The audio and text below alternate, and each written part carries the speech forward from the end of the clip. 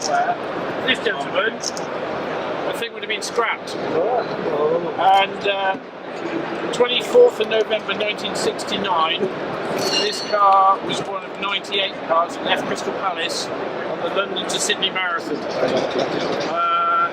The challenge was put out by Max Aiken, who was the Beaverbrook chairman, the Daily Express chairman, to get the event underway. Because in '68, the country was not in the best of its health, a bit like it was a few years ago.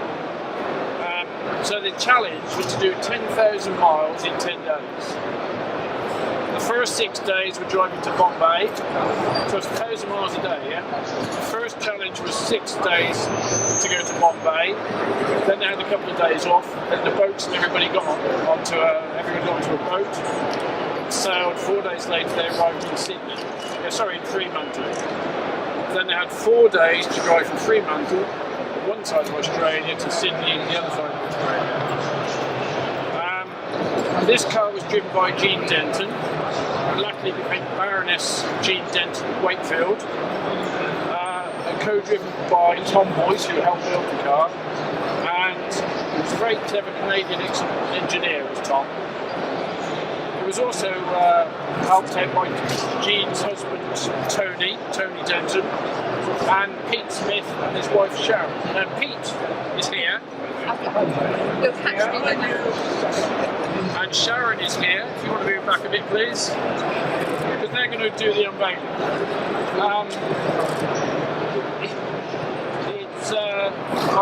I do want to thank everybody because there's too many people to thank. If you look on the map, that side and this side, there's a handout that gives you everybody's names. We've had a lot of support from various people, and one person I must mention out of everybody who's worked his hand to the bone, and he's still talking to me just. Where is he? Steve from Having the Car Restorations. He's done all the work. So, it's been a boss.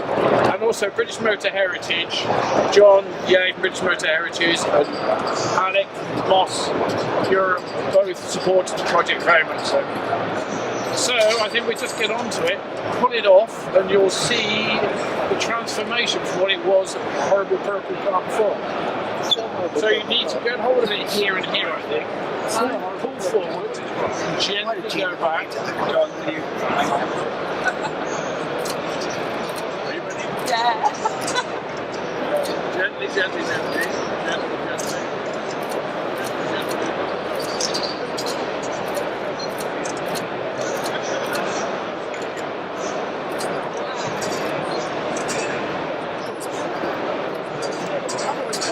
Yeah, it was original.